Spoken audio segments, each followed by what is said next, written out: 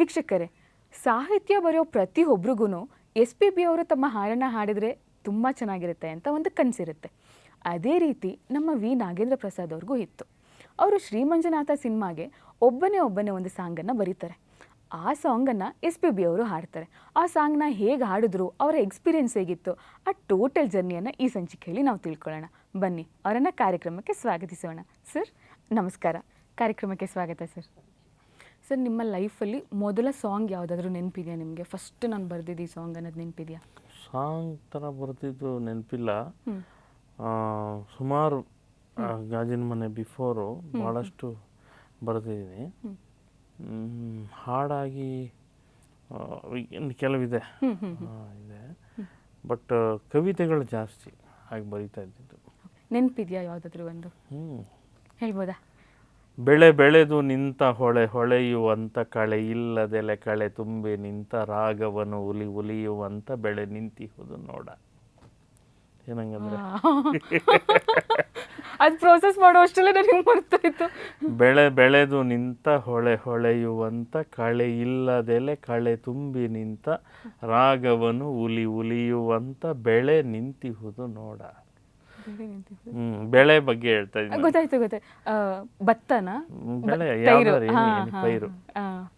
ಭೂತಾಯ ಈ ಮಾಯ ಹಸನುಗೊಳಿಪುದು ಬಾಯ ಆರಂಭವನ್ನು ಆರಂಭಿಸಿ ಘಟ್ಟ ಮುಟ್ಟುವ ವೇಳೆ ಪರಬ್ರಹ್ಮನಿ ಬೆಳೆಯಲ್ಲಿ ಈ ಕಾಯ ನೋಡ. ಕೆಸರಿನಲ್ಲಿ ನಿಂತು ನಾವು ನಗುವ ಒಸರಿ ಬಸಿರು ಹಸಿರ ಕಂಡು ತಾಯ ಹೆಸರ ಉಸುರಿ ಮೊಸರಿನಂತೆ ಬಾಳುವಾಕೆ ಎನ್ನುತ್ತ ತಾಯ ಹೊಗಳುವ ಬಾರ. ಹೀಗೆ ಏನೇನೋ ಪದ್ಯಗಳಿದೆ. ಯಪ್ಪ, ಅಂದರೆ ಈ ಪ್ರಾಸಗಳೆಲ್ಲ ಹೆಂಗೆ ಕನೆಕ್ಟ್ ಮಾಡ್ತೀರಾ ಸರ್? ಬರ್ತದೆ ಅಷ್ಟೇ. ಅಂದರೆ ಆ್ಯಕ್ಚುಲಿ ಸಾಹಿತಿ ಏನೇನು ಬರೀತಾರಲ್ಲ, ಸಾಹಿತ್ಯ ಬರೆಯೋರಿಗೆ ಹೆಂಗೆ ಬರೀತೀರ ಅಂದರೆ ಆ್ಯಕ್ಚುಲಿ ಆನ್ಸರ್ ಇರಲ್ಲ ಅವ್ರ ಹತ್ರ. ಬರುತ್ತೆ, ಹಾಗೆ ಫ್ಲೋ ಬರುತ್ತೆ, ಬರೀತೀವಿ ಅನ್ನೋ ಥರ. ಓಕೆ ಸರ್, ಶ್ರೀ ಮಂಜುನಾಥ ಮೂವಿಗಳಿಗೆ ಸಾಂಗ್ಸ್ಗಳನ್ನ ಬರೀತೀರಾ ನೀವು. ಆವಾಗ ಹಂಸಲೇಖ ಅವರು ತುಂಬ ಟ್ರೆಂಡಲ್ಲಿದ್ದರು ಮತ್ತು ಅವರು ಟಾಪಲ್ಲಿದ್ದರು. ಆವಾಗ ಅವರು ಅದಕ್ಕೆ ಮ್ಯೂಸಿಕ್ ಡೈರೆಕ್ಟರ್ ಆಗಿ ಮಾಡ್ತಾರೆ. ನಿಮಗೆ ಚಾನ್ಸ್ ಕೊಡ್ತಾರೆ ಆ ಟೈಮಲ್ಲಿ. ಆ ಎಕ್ಸ್ಪೀರಿಯನ್ಸ್ ಹೇಗಿತ್ತು ಸರ್? ಶ್ರೀ ಮಂಜುನಾಥ ಸಿನಿಮಾ ಚಿನ್ನಿ ಫಿಲ್ಮ್ಸಲ್ಲಿ JK ಭಾರವಿ ಅವರಿದ್ದಾರೆ. ಜಯಶ್ರೀದೇವಿ ಅವರ ಮಾನಸ ಪುತ್ರ. ಅವರು ತೆಲುಗಿನಲ್ಲಿ ಅನ್ನಮಯ್ಯ ಅನ್ನುವಂಥ ಸಿನಿಮಾ ಬರೆದವರು, ಭಾಳ ದೊಡ್ಡ ರೈಟ್ರು. ಅವರು ಇಲ್ಲಿರ್ತಾರೆ. ಶ್ರೀ ಮಂಜುನಾಥ ಸಿನಿಮಾ ಮಾಡಬೇಕು ಅಂತ ಆಗುತ್ತೆ, ಬಟ್ ಏನು ಕತೆ ಇರಲ್ಲ. ಶ್ರೀ ಮಂಜುನಾಥ ಸ್ವಾಮಿನ ಬೇಸ್ ಮಾಡಿ ಅಲ್ಲಿ ಹೆಂಗೆ ಅನ್ನಮಯ್ಯ ಒಂದು ವೆಂಕಟೇಶ್ವರ ಸ್ವಾಮಿನ ಬೇಸ್ ಮಾಡೋ ಒಂದು ಸಿನಿಮಾ ಆಯಿತು, ಹಂಗೆ ಮಾಡಬೇಕು ಅಂತ. ಅಲ್ಲಿ ಅನ್ನಮಯ್ಯ ಏನಂದರೆ ಒಬ್ಬ ಭಕ್ತ ಮತ್ತು ಕೀರ್ತನೆಕಾರ ಅನ್ನಮಯ್ಯ ಅನ್ನುವ ವ್ಯಕ್ತಿ ಇದ್ದ. ಆತ ಸಾವಿರಾರು ಕೀರ್ತನೆಗಳನ್ನು ಬರೆದ ಪುರಂದರದಾಸರ ಸಮಕಾಲೀನ. ಹಾಗಾಗಿ ಅದು ಆಯಿತು. ಇಲ್ಲಿ ಬಂದಾಗ ನಮಗೆ ಮಂಜುನಾಥ ಸ್ವಾಮಿಯ ಇತಿಹಾಸ ತೆಗೆದರೆ ನಮಗೆ ಹಿಂದಕ್ಕೆ ಬೇರೆ ಥರದ ಇತಿಹಾಸ ಬರುತ್ತೆ. ಅಲ್ಲಿ ಯಾವ ಕೀರ್ತನೆಕಾರ ಬರಲ್ಲ, ಭಕ್ತ ಬರೋದಿಲ್ಲ. ಮಂಜುನಾಥ ಸ್ವಾಮಿ ಕತೆ ಅಂತ ಓಪನ್ ಮಾಡಿದ್ರೆ ಅದು ಒಬ್ಬ ಮಹರ್ಷಿಗಳು ಪ್ರತಿಷ್ಠಾಪನೆ ಮಾಡಿದಂತಹ ಲಿಂಗ. ನಾಮಕರಣ ಮಾಡ್ತಾರೆ. ಈ ಮಂಜುಗಿರಿಗಳ ಮಧ್ಯೆ ಇದೆಯಲ್ಲ ಅಂತ ಹೇಳಿ ಮಂಜುನಾಥ ಅಂತ ಪ್ರತಿಷ್ಠಾಪನೆ ಮಾಡ್ತಾರೆ, ನಾಮಕರಣ ಮಾಡಿ. ಮತ್ತು ಧರ್ಮ ದೇವತೆಗಳು ಬರ್ತಾರೆ ಅಂತ ಒಂದು ಕಥೆ ಇದೆ. ಒಂದು ದಂತಕಥೆಯೋ ಐತಿಹ್ಯವೋ ಏನು ಬೇಕಾದ್ರೆ ಹೇಳ್ಕೋಬೋದು. ನೆಲ್ಯಾಡಿ ಬೀಡು ಅಂತ ಪಕ್ಕದಲ್ಲಿ ಒಂದು ಬೀಡು, ಒಂದು ಪ್ರದೇಶ. ನಿಮಗೆ ಧರ್ಮಸ್ಥಳ ಹೋಗಿದ್ದೀರಾ? ವ್ಯಾಲಿ, ಅದು ತುಂಬ ನಿಮ್ಮ ಸುತ್ತ ಬೆಟ್ಟ ಗುಡ್ಡಗಳ ಮಧ್ಯೆ ಇರುವಂಥ ಜಾಗ. ನಿಮಗೆ ಅಲ್ಲಿಂದ ಎಲ್ಲಿಂದ ಯಾವುದೋ ಊರಿಂದ ಯಾವುದೋ ಹಳ್ಳಿಯಿಂದ ಯಾರಾದರೂ ಇನ್ನೊಂದು ಕಡೆ ಹೋಗ್ಬೇಕಂದ್ರೆ ಆ ಕಾಡು ಕಣಿವೆ ಹಾದು ಹೋಗ್ಬೇಕು. ಅವ್ರಿಗೆ ಊಟ ಇಲ್ಲ. ನಿಮಗೆ ದಿನಗಟ್ಲೆ ವಾರಗಟ್ಲೆ ಪ್ರಯಾಣ ಮಾಡಿರ್ತಾರೆ. ಕುದುರೆ ಮೇಲೆ ಬರ್ತಾರೋ, ಹಸು ಮೇಲೆ ಬರ್ತಿದ್ರು. ಅವ್ರಿಗೆ ಅಲ್ಲಿ ಗಾಡಿ ಇಲ್ಲ, ಅವಾಗಿಲ್ಲ ಗಾಡಿ ಇಲ್ಲ. ನಾನು ಹೇಳೋದು ನೂರಾರು ವರ್ಷಗಳ ಹಿಂದೆ. ಆಗ ಅಲ್ಲಿ ಇದ್ದಂಥ ದಂಪತಿಗಳು, ಹೆಗಡೆ ದಂಪತಿಗಳು, ಇವಾಗ ಇರುವವರ ಮುತ್ತಜ್ಜ, ಅಜ್ಜ ಮುತ್ತಜ್ಜನೇ. ಅವ್ರ ಕಾಲದಲ್ಲಿ ಏನು ಮಾಡ್ತಾರೆ, ಬಂದವ್ರಿಗೆಲ್ಲ ಆತಿಥ್ಯ ಮಾಡ್ತಾರೆ. ಅವರು ಜೈನ ಪರಂಪರೆಯವರು. ಬಂದವ್ರಿಗೆಲ್ಲ ಊಟ ತಿಂಡಿ ಕೊಡೋದು ಎಲ್ಲ ಮಾಡ್ತಾರೆ. ಅಲ್ಲಿ ಧರ್ಮ ಇದೆ ಅಂತ ಹೇಳಿ ಧರ್ಮ ದೇವತೆಗಳು ಬಂದು ಅಲ್ಲಿ ನೆಲೆಸ್ತಾರೆ ಅನ್ನೋ ಐತಿಹ್ಯ. ನಿಮಗೆ ಮಂಜುನಾಥ ಸ್ವಾಮಿದು ಹಿಸ್ಟ್ರಿ ಸಣ್ಣದಾಗಿ ಹೇಳ್ಬಿಡ್ತೀನಿ. ಒಬ್ಬ ಮಹರ್ಷಿಗಳು ಬರ್ತಾರೆ, ಅವರು ಶಿಷ್ಯಗಣದ ಜೊತೆ ಬರ್ತಾರೆ, ಶಿವಭಕ್ತರು. ಅವ್ರು ಪ್ರಸಾದ ಮಾಡಬೇಕು, ಊಟ ಮಾಡೋ ಸಮಯ. ಆದರೆ ಅವರು ಶಿವಪೂಜೆ ಮಾಡಿದ್ರೆ ಊಟ ಮಾಡಲ್ಲ. ಆಗೇನು ಮಾಡ್ತಾರೆ, ನಾವು ಶಿವಪೂಜೆ ಊಟ ಮಾಡಲ್ಲಪ್ಪ, ಮಾಡ್ದೇನೆ ಊಟ ಮಾಡಲ್ಲಪ್ಪ ಅಂದಾಗ ಸರಿ ಏನು ಮಾಡೋದು, ನೇತ್ರಾವತಿ ಸ್ನಾನ ಮಾಡ್ಕೊಂಡು ಎಲ್ಲ ಬಂದು ಈಗ ಪೂಜೆ ಮಾಡಬೇಕು, ಏನು ಮಾಡೋದು ಅಂತೇಳಿ ಆಗ ಹೇಳ್ತಾರೆ, ಪಕ್ಕದಲ್ಲೊಂದು ಕಾಶಿಯಿಂದ ತಂದಿರುವಂಥ ಒಂದು ಲಿಂಗ ಇದೆ, ಅದನ್ನ ಪೂಜೆ ಮಾಡ್ಬೋದಾ ಅಂದಾಗ ಆಯಿತು ಅಂತ ಹೇಳಿ ಎಲ್ಲರೂ ಹೋಗಿ ಆ ಕಲ್ಯಾಣಿಯಿಂದ ದೂರ, ಅಲ್ಲಿಂದ ಇನ್ನೊಂದಷ್ಟು ದೂರದಲ್ಲಿರುತ್ತೆ, ಆ ಕಲ್ಯಾಣಿಯಿಂದ ಲಿಂಗ ತಗೊಂಬಂದು ಇಲ್ಲಿ ಸ್ಥಾಪನೆ ಮಾಡಿ ಪ್ರತಿಷ್ಠಾಪಿಸಿ ಅದಕ್ಕೆ ಪೂಜೆ ಎಲ್ಲ ಮಾಡಿ ಎಲ್ಲ ಮಾಡ್ತಾರೆ. ಇದೊಂದು ಕಥೆ, ಇದು ನಡೆದಂಥ ಘಟನೆ. ಸೊ ಇದೆಲ್ಲ ಇದೆ. ಇದನ್ನ ಹೇಳೋದಾ ಅಥವಾ ಏನು ಮಾಡೋದು ಅಂದಾಗ ಅಲ್ಲಿಂದ ನಮ್ದೊಂದು ಪ್ರಯಾಣ ಶುರು ಆಯಿತು. ಶಿವಭಕ್ತನ ಕತೆ ಒಂದು ಮಾಡಬೇಕು, ಮಂಜುನಾಥನ ಭಕ್ತ ಅಂತೇಳಿ ನಾವು ಕ್ರಿಯೇಟ್ ಮಾಡಿದ ಕತೆ ಅದು. ಸೊ ಅದರಲ್ಲಿ ಬೇರೆ ಬೇರೆ ಬೇರೆ ಆಗ ಇಡೀ ಕರ್ನಾಟಕ ಓಡಾಡಿ ಶಿವಪುರಾಣ, ಬಸವ ಪುರಾಣ, ಶಿವತತ್ವಗಳು ಏನೇನಿದೆ ಅದರ ಮೇಲೆ ಒಂದಷ್ಟು ಕೆಲಸ ಮಾಡಿದಾಗ ನಮಗೊಂದು ಅಪಾರವಾದ ಬೇರೆ ಜ್ಞಾನ ಸಿಕ್ತು ನನಗೆ. ಸೊ ಒಂದು ಕತೆ ಮಾಡ್ಕೊಂಡ್ವಿ, ಕತೆ ಎಲ್ಲ ಆಯಿತು. ಸಿನಿಮಾ ಮಾಡಬೇಕು ಅಂದ್ಕೊಂಡಾಗ ಚಿಕ್ಕದಾಗಿದ್ದಂಥದ್ದು ನಮ್ಮ ಥಾಟು ಬರ್ತಾ ಬರ್ತಾ ದೊಡ್ಡದಾಯಿತು. ಕೆ ರಾಘವೇಂದ್ರ ಅವ್ರು ಡೈರೆಕ್ಟರ್ ಮಾಡಬೇಕು, ಶಿವನ್ ಪಾತ್ರ ವಿಷ್ಣುವರ್ಧನ್ ಅವರು ಮಾಡಬೇಕು. ಆಮೇಲೆ ಇಲ್ಲ, ವಿಷ್ಣುವರ್ಧನ್ ಅವರು ಇಲ್ಲ, ನಾನು ಶಿವನ್ ಮಾಡಲ್ಲ ಅಂತಂದರು. ಇಲ್ಲಪ್ಪ, ನಾನು ಬೇರೆ ಸಿನಿಮಾ ಬ್ಯುಸಿ ಇದ್ರು, ಶಿವನ್ ಮಾಡಲ್ಲ ಅಂದರು. ಆಮೇಲೆ ಸರಿ ರಜನಿಕಾಂತ್ ಕೇಳೋಣ, ರಜನಿಕಾಂತ್ ಅವ್ರನ್ನ ಕೇಳಿದ್ದಾಯ್ತು, ಅವರು ಇಲ್ಲ ಆಗಲ್ಲ ಅಂದರು. ಅದಾದಮೇಲೆ ಚಿರಂಜೀವಿ ಅವ್ರನ್ನ ಫಿಕ್ಸ್ ಮಾಡಿದ್ವಿ. ಭಕ್ತ ಯಾರು ಅಂದಾಗ ಎಲ್ಲ ಲ್ಯಾಂಗ್ವೇಜಲ್ಲೂ ಗೊತ್ತಿರೋಂಥ ಕಲಾವಿದ ಬೇಕಲ್ಲ ಅಂತ ಅರ್ಜುನ್ ಸರ್ಜಾ ಅವ್ರನ್ನ. ಹಾಗೆ ಹೀರೋಯಿನ್ ಕೂಡ ಅಷ್ಟೇ, ಸೌಂದರ್ಯ ಎಲ್ಲ ಭಾಷೆಗೂ ಗೊತ್ತಿರುವಂಥ ಕಲಾವಿದ, ಕನ್ನಡತಿ. ಸೊ ಸೌಂದರ್ಯ ಅವ್ರನ್ನ ಹಾಕೊಂಡ್ವಿ. ಹೀಗೆ ಒಂದೊಂದು ಸೆಟ್ ಮಾಡ್ಕೊಳ್ತಾ ಎಲ್ಲ ಪಾತ್ರಗಳನ್ನು ಸಿನಿಮಾ ರೆಡಿ ಆಯಿತು. ಕತೆ ಎಲ್ಲ ಆಯಿತು, ಡೈಲಾಗ್ ಬರೆದೆ ನಾನೇ, ಡೈಲಾಗ್ ಆಯಿತು, ಹಾಡುಗಳು ಒಂದು 12 ಹಾಡುಗಳು ಬರ್ಕೊಂಡೆ. ಇದನ್ನ ಮ್ಯೂಸಿಕ್ ಮಾಡೋದು ಇಷ್ಟೆಲ್ಲ ದೊಡ್ಡದಾಗ್ತಾ ಇದೆ, ಈ ದೊಡ್ಡ ಮ್ಯೂಸಿಕ್ ಡೈರೆಕ್ಟರ್ ಇರಬೇಕು ಹಂಗೆ ಬಂತು. ಸರಿ, ಆಗ ಹಂಸಲೇಖ ಅವ್ರನ್ನ ಅಂತ ಫಿಕ್ಸ್ ಮಾಡಿ ಹಂಸಲೇಖ ಅವ್ರ ಜೊತೆ ಕಂಪೋಸಿಂಗ್ ಸ್ಟಾರ್ಟ್ ಆಯಿತು ಏಟ್ರಿಯಾ ಹೋಟ್ಲಲ್ಲಿ. ಆದಾಗ ನಾವು ಒಂದೊಂದು ಸನ್ನಿವೇಶ ಎಲ್ಲ ಹೇಳಿದಾಗ ಅದಕ್ಕೆ ನಾನು ಹಿಂಗೆ ಬರೆದಿದ್ದೀನಿ ಅಂದಾಗ ಕೊಡಲಿ ಅಂತ ನೋಡಿ ಇದನ್ನು ಹಿಂಗೆ ಮಾಡೋಣ ಅಂತೇಳಿ ಅವರು ಕಂಪೋಸ್ ಮಾಡ್ತಾ ಬೇರೆ ಬರೆಯೋಕ್ಕೆ ಶುರು ಮಾಡಿದ್ರು. ಈ ಒಂದು ಹಾಡು ಮಾತ್ರ ನಮ್ಮದು ಆ್ಯಸ್ ಇಟ್ ಈಸ್, ಇದು ಚೆನ್ನಾಗಿದೆ ಅಂಥೇಳಿ ಆ್ಯಸ್ ಇಟ್ ಈಸ್ ಕಂಪೋಸ್ ಮಾಡಿದ್ರು. ಒಬ್ಬನೇ ಮಂಜುನಾಥನೊಬ್ಬನೇ ಹಾಡನ್ನು ನಾನು ಬರೆದ ಹಾಡೋದು. ಅದಾದಮೇಲೆ ಬೇರೆ ಬೇರೆ ಸಂಸ್ಕೃತದಲ್ಲಿ ಬೇಕು ಇನ್ನೊಂದು ಹಾಡು ಅಂದಾಗ ತಿರುಪತಿಯಲ್ಲಿ ಸಂಸ್ಕೃತ ವಿಶ್ವವಿದ್ಯಾಲಯದಲ್ಲಿ ಇರುವಂಥ ಒಬ್ಬರು ಭಾಸ್ಕರ್ ಭಟ್ಟ ಅಂತ, ಅವರು ಭಾಸ್ಕರ್ ಭಟ್ಟಾಚಾರ್ಯ ಅಂತ, ಅವ್ರನ್ನ ಕರ್ಕೊಂಬಂದು ಸಂಸ್ಕೃತ ಭಾಷೆ ಅವ್ರು ಬರೆದಿದ್ದು ಮಹಾಪ್ರಾಣ ದೀಪಂ. ಹೀಗೆ ಬೇರೆ ಬೇರೆ ಅಟೆಂಪ್ಟ್ಸ್ ಎಲ್ಲ ಮಾಡಿ ಸಿನಿಮಾ ತಯಾರಾಯಿತು. ಆಮೇಲೆ ಶೂಟಿಂಗು, ನಾನು ಶೂಟಿಂಗ್ ಪೂರ್ತಿ ಇದ್ದು ಡೈಲಾಗು, ಈಗ ತೆಲುಗು ಕನ್ನಡ ಬರೋಲ್ಲ, ಮೀನಾ ಆಗಲಿ ಚಿರಂಜೀವಿ ಆಗಲಿ ಇನ್ಯಾರೋ ಆರ್ಟಿಸ್ಟ್ಗೆ ಅವ್ರಿಗೆ ಹೇಳ್ಕೊಡೋದು, ಆ ಥರ ಮಾಡ್ಕೊಂಡು ಬಂದ್ವಿ. ಹೋಲ್ ಶೂಟಲ್ಲಿ ಡೇ ಒನ್ನಿಂದ ಪೂರ್ತಿ ಇನ್ವಾಲ್ವ್ಮೆಂಟ್ ನಿಮ್ಮದು? ಡೇ ಒನ್ ಅಂದರೆ ಕತೆ ಮಾಡಿ ಸಿನಿಮಾ ಸ್ಟಾರ್ಟ್ ಆಗಿದ್ದು 2 ವರ್ಷ ಆದಮೇಲೆ, ನಾವು ಅಂದ್ಕೊಂಡ್ಮೇಲೆ 2 ವರ್ಷ ಆಯಿತು ಸಿನಿಮಾ ಶುರು ಆಗೋಕ್ಕೆ. ಅದು 1 ವರ್ಷ ಸಿನಿಮಾ ಆಯಿತು. So 3 years. ಮತ್ತೆ ಇಷ್ಟೊಂದೆಲ್ಲ ಇರುತ್ತೆ ಅನ್ನೋದು ಯಾರಿಗೂ ಗೊತ್ತೇ ಇರಲ್ಲ ಸರ್. ಇವಾಗ ಆರ್ಟಿಸ್ಟ್ಗಳಿಗೆ ಆಗಲಿ ಏನಾಯಿತು, ಶೂಟ್ ಶುರು ಆದಮೇಲೆ ಏನಾಯಿತು ಅನ್ನೋದು ಗೊತ್ತಾಗುತ್ತೆ. ಬಟ್ ತೆರೆ ಹಿಂದೆ ಕೆಲಸ ಮಾಡೋರಿಗೆ ಡೇ ಒನ್ನಿಂದ ಯಾವತ್ತು ಶುರು ಮಾಡಬೇಕು ಅಂತ ಅಂದ್ಕೊಂಡ್ರು ಆ ಥಾಟಿಂದ ವಿಷಯಗಳು ಗೊತ್ತಿರುತ್ತೆ. ಹೌದು ಸರ್. ಹಂಸಲೇಖ ಅವ್ರ ಜೊತೆ ನೀವು ಕೆಲಸ ಮಾಡೋದಕ್ಕೆ ಶುರು ಮಾಡ್ತೀರಾ, ಆ ಎಕ್ಸ್ಪೀರಿಯನ್ಸ್ ಹೇಗಿತ್ತು ಸರ್? ನಾನು ದೊಡ್ಡ ಫ್ಯಾನ್ ಹಂಸಲೇಖ ಅವ್ರಿಗೆ. ಅವ್ರ ಜೊತೆ ಕೆಲಸ ಮಾಡಬೇಕು ಅಂತೇಳಿ ಅವ್ರ ಮನೆ ಹತ್ರ ಭಾಳ ಹಿಂದೆ ಕಾಲೇಜ್ ಡೇಸಲ್ಲಿ ಹೋಗಿ ಕೇಳಿದ್ದುಂಟು, ಕೇಳಬೇಕು ಅಂತ. ಬಟ್ ಅವ್ರು ಸಿಕ್ಕಲಿಲ್ಲ. ಸರ್ ನಿಮ್ಮ ಜೊತೆ ಸೇರಿಸ್ಕೊಳ್ಳಿ ನನ್ನ ಅಂತ, ಸಿಕ್ಕಲಿಲ್ಲ. ಅದಾದಮೇಲೆ ಈ ಚೆನ್ನಿ ಫಿಲ್ಮ್ಸಲ್ಲಿ ಈ ಪಿಕ್ಚರ್ ಮಂಜುನಾಥ 3 ವರ್ಷ ಏನಿತ್ತಲ್ಲ, ಇದ್ರ ಮಧ್ಯೆ ಒಂದು ಪಿಕ್ಚರ್ ಮಾಡಿದ್ವಿ, ಮೀಸ ಹೊತ್ತ ಗಂಡಸಿಗೆ ಡಿಮ್ಯಾಂಡ್ ಅಪ್ಪೋ ಡಿಮ್ಯಾಂಡ್ ಅಂತ, ಕಾಶಿನಾಥ್ ಡೈರೆಕ್ಟ್ ಮಾಡಿದ್ದು. ಆ ಸಿನಿಮಾ ಪ್ರೊಡಕ್ಷನ್ ಚಿನ್ನಿ ಫಿಲ್ಮ್ಸ್. ಆಗೇನಾಯ್ತಂದರೆ ನನಗೆ ಹಂಸಲೇಖ ಅವ್ರ ಜೊತೆ ಆ ಪಿಕ್ಚರ್ ವಿಷಯ ಕುರಿತಾಗಿ ಅದು ಸ್ಕ್ರಿಪ್ಟ್ ಎಲ್ಲ ಡಿಸ್ಕಷನ್ಲಿದ್ದೆ ಇವ್ರ ಜೊತೆ, ನಮ್ಮ ಕಾಶಿನಾಥ್ ಸರ್ ಜೊತೆ. ಕಂಪೋಸಿಂಗ್ ಹೋಗೋಣ ಬನ್ನಿರಿ ಅಂತೇಳಿ ಕರ್ಕೊಂಡೋದ್ರು. ಅಲ್ಲಿ ಹಂಸಲೇಖ ಅವ್ರ ಜೊತೆ ಹೆಚ್ಚು ಒಡನಾಟ ಆಯಿತು. ಅವ್ರು ಕಂಪೋಸ್ ಮಾಡ್ತಿದ್ರೆ ಈ ಟ್ಯೂನ್ ಓಕೆನಾ ಅಲ್ವಾ ಹಿಂಗೆಲ್ಲ ಡಿಸ್ಕಷನ್ ಆಗ್ತಿರುತ್ತೆ. ಅವ್ರು ಕಂಪೋಸ್ ಮಾಡಿದ್ದಕ್ಕೇನು ಸಾಲ್ ಬರೆಯೋದು, ಅವರು ನೋಡ್ಬಿಟ್ಟು ಚೆನ್ನಾಗಿದೆ ಕಣ ಇದು ಬರೆಯೋ, ಇನ್ನೊಂದು ಮಾಡು ಅಂತ ಹಿಂಗೆ ಎನ್ಕರೇಜ್ ಮಾಡ್ತಿದ್ರು. ಆಮೇಲೆ ಅವರು ದೈತ್ಯ ಪ್ರತಿಭೆಗಳು, ದೈತ್ಯ ಪ್ರತಿಭೆಗಳು ಇವತ್ತಿಗೂ ನಮ್ಮ ಕೈಲೂ ಸಾಧ್ಯ ಆಗಿಲ್ಲ.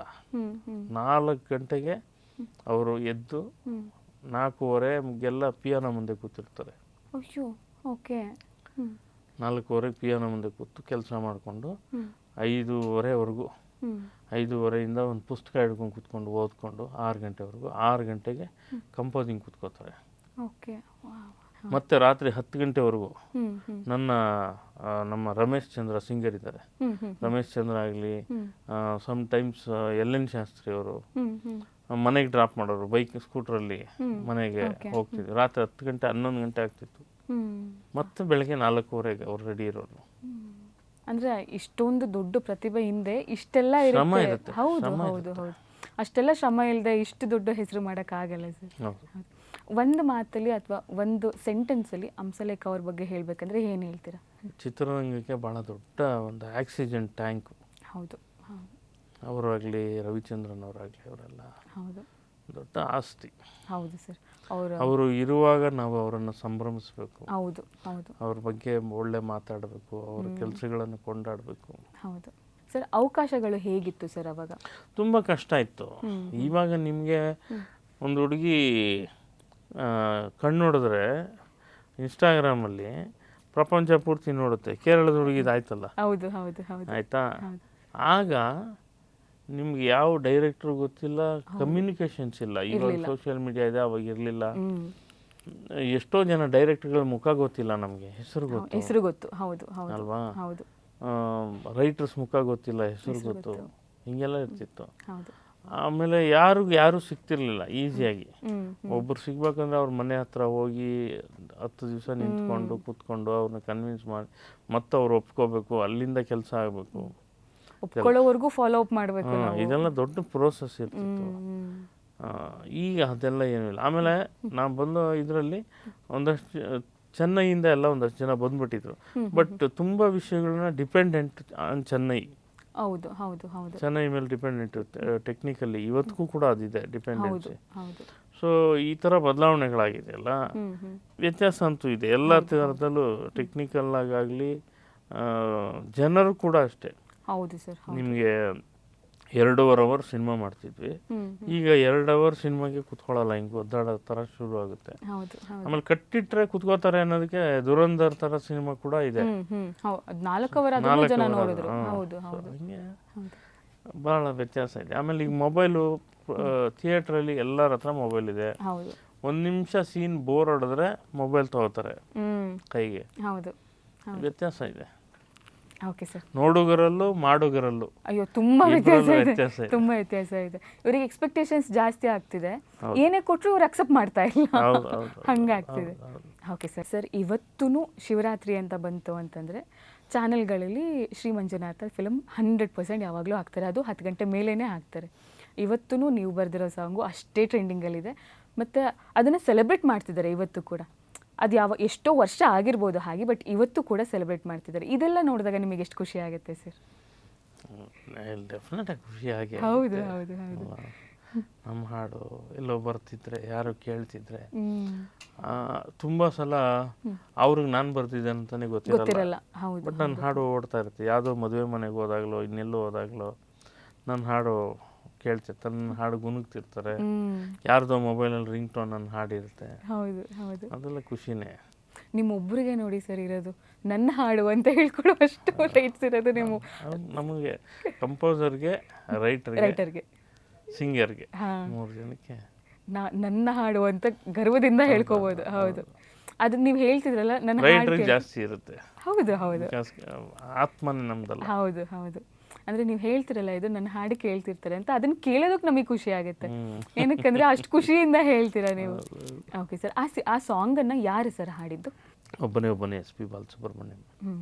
ಹೌದು, ಅವರ ವಾಯ್ಸಲ್ಲಿ ಅದನ್ನು ಕೇಳೋ ಅಷ್ಟರಲ್ಲಿ ಎಲ್ಲರೂ ಅದರಲ್ಲೇ ಮುಳುಗೋಗ್ಬಿಟ್ಟಿರ್ತಾರೆ. ಹೌದು, ಆ ಎಕ್ಸ್ಪೀರಿಯನ್ಸ್ ಹೇಗಿತ್ತು ಸರ್? ಅವ್ರು ಬಂದು ಹಾಡಿ, ಅವರು ಎಲ್ಲ ಲ್ಯಾಂಗ್ವೇಜಲ್ಲೂ ಟಾಪಲ್ಲಿದ್ದವರು. ಇವತ್ತು ಯಾವತ್ತೂ ಅವರಂತೂ ಫೇಡ್ ಆಗಲ್ಲ.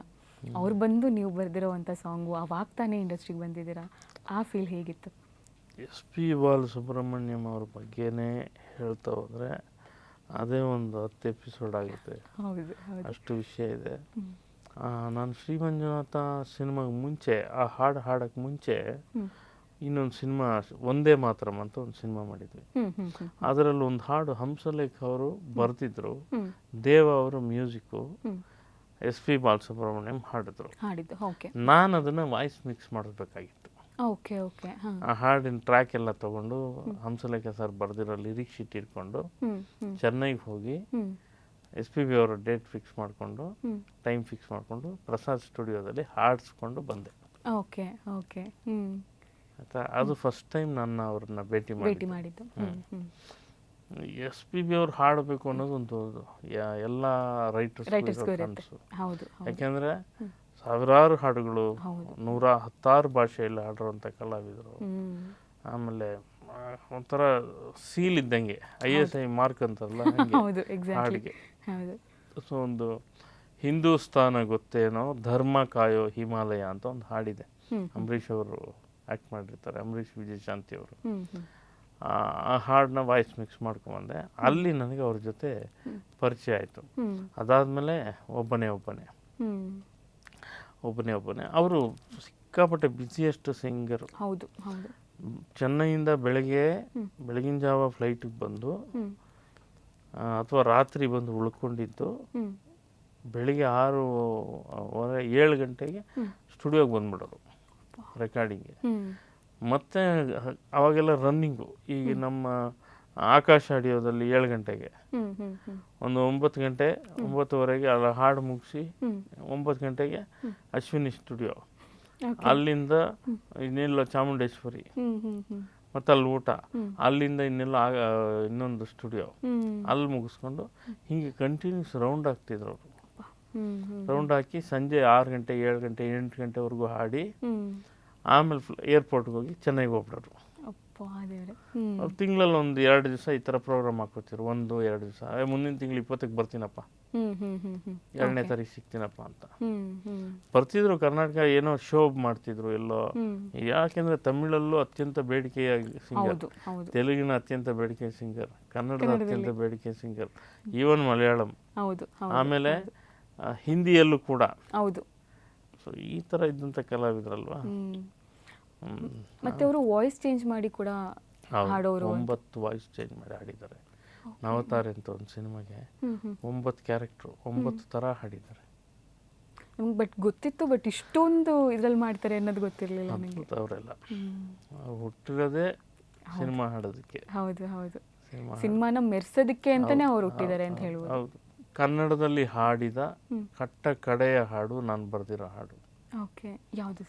ರೆಕ್ಕೆಯ ಕುದುರೆ ಏರಿ, ರೆಕ್ಕೆಯ ಕುದುರೆ ಏರಿ ಅಂತ ಶಿವಣ್ಣ ಆ್ಯಕ್ಟ್ ಮಾಡಿದ್ದಾರೆ. ಅದೇ ಕೊನೆ ಹಾಡು, ಕನ್ನಡ ಹಾಡು, ಅದೇ ಕೊನೆ ಹಾಡು. ಅಷ್ಟರವರೆಗೂ ಭಾಳಷ್ಟು ನೂರಾರು ಹಾಡು ನನ್ನ ಹಾಡಿದ್ರು. ಯೋಗ ನನಗೆ. ಹೌದು, ಒಬ್ಬನೇ ಸಾಂಗು ಸಕ್ಕತ್ ಹಿಟ್ ಆಯಿತು. ಅದರಲ್ಲಿ ಚಿರಂಜೀವಿ ಅವರು, ಅರ್ಜುನ್ ಸರ್ಜಾ ಅವರು ಎಲ್ಲರೂ ಇದ್ದು ಅವರನ್ನು ಮೀಟ್ ಮಾಡಿ ಸಾಂಗ್ಸ್ ಬಗ್ಗೆ ಅವ್ರು ಏನಾದರೂ ಒಪಿನಿಯನ್ ಕೊಟ್ಟಿದ್ದೀಯಾ? Shri Manjunatha picture dialogues. ಹಂಗಾಗಿ ಇಡೀ ಸಿನಿಮಾ ಜೊತೆಲೇ ಇರ್ತಿದ್ರಿಂದ ಅವರು ಈ ಸಾಂಗು ಆ ಸಾಂಗು ಅನ್ನೋದಕ್ಕಿಂತ ಪ್ರತಿದಿನ ಒಂದು ಸೆಲೆಬ್ರೇಷನ್ನೇ ನಮಗೆ. ಯಾಕೆಂದ್ರೆ ಸಿನಿಮಾ ಹೊಸದಾಗಿತ್ತು, ರೆಗ್ಯುಲರ್ ಸೋಷಿಯಲ್ ಡ್ರಾಮಾ ಅಲ್ಲ, ನಾವೊಂದು ಮೈಥಾಲಜಿ ಥರ ಮಾಡಿದ್ದು. ಸೊ ಆ ಗೆಟಪ್ಗಳಾಗಲಿ, ಒಬ್ಬೊಬ್ರದ್ದು ಇದು ತುಂಬ ವಿಷಯಗಳಿದೆ ಅದರಲ್ಲಿ. ಚಿರಂಜೀವಿ ಅವರ ಒಂದು ಕ್ಯಾರೆಕ್ಟರ್, ಅವ್ರ ಗುಣ, ಅವರ ಅಪಿಯರೆನ್ಸು ಆ ಸಿನಿಮಾದಲ್ಲಿ ಅವ್ರು ಮಾಡಿದ್ದು ತುಂಬ ವಿಷಯಗಳು. ಅವರು ರೈಟರ್ ಅಂತ ಪರಿಚಯ ಮಾಡಿಸಿದ್ರೆ, ಡೈರೆಕ್ಟ್ರು ರಾಘವೇಂದ್ರ ಅವರು ಫಸ್ಟ್ ಡೇ ಚಿರಂಜೀವಿ ಅವರು ಸೆಟ್ಟಿಗೆ ಬರ್ತಾರೆ, ಎಲ್ಲರನ್ನೂ ಪರಿಚಯ ಮಾಡಿಸಿದ್ರು ಡೈರೆಕ್ಟ್ರು. ನನ್ನ ಪಕ್ಕದಲ್ಲಿ ನಿಂತಿದ್ದೀನಿ ನಿಮಗೆ ಕಾರ್ಡ್ ಇಟ್ಕೊಂಡು ಎಲ್ಲರನ್ನೂ ಪರಿಚಯ ಮಾಡಿಸಿದ್ರು. ಇವ್ರು ಕ್ಯಾಮ್ರಾಮನ್, ಇವ್ರು ಸೆಟ್ ಡೈರೆಕ್ಟ್ರು, ಆರ್ಟ್ ಡೈರೆಕ್ಟ್ರು, ಇದು ಎಲ್ಲ ಕೊರಿಯೋಗ್ರಾಫರ್ ಎಲ್ಲನೂ ವಿಶ್ ಮಾಡಿದ್ರು.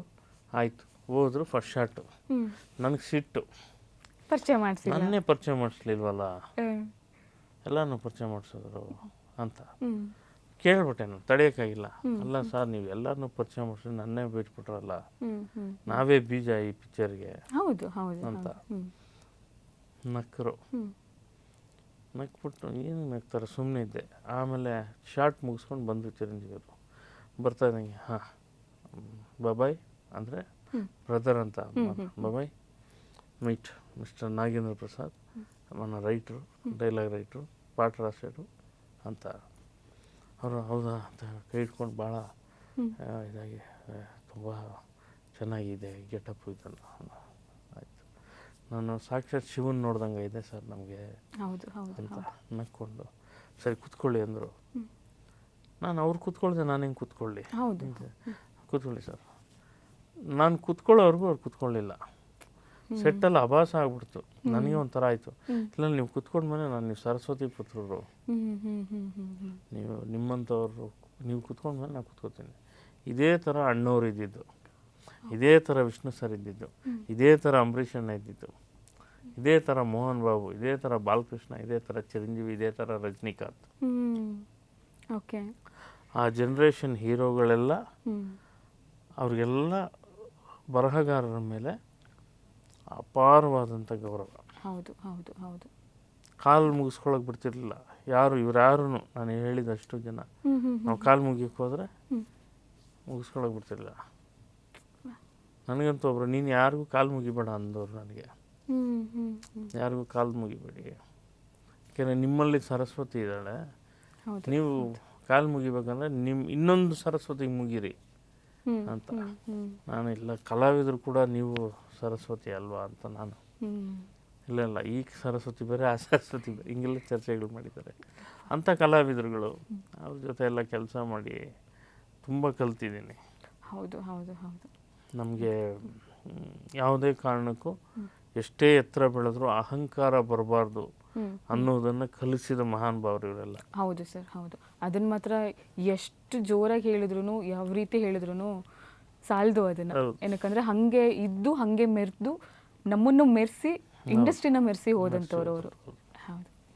ಓಕೆ ಸರ್, ಇಷ್ಟೊತ್ತು ನಮ್ಮ ಜೊತೆ ಕೂತ್ಕೊಂಡು ನಿಮ್ಮ ಎಕ್ಸ್ಪೀರಿಯನ್ಸ್ನ ನಮ್ಮ ಜೊತೆ ಶೇರ್ ಮಾಡಿದ್ದಕ್ಕೆ ತುಂಬ ಧನ್ಯವಾದಗಳು ಸರ್.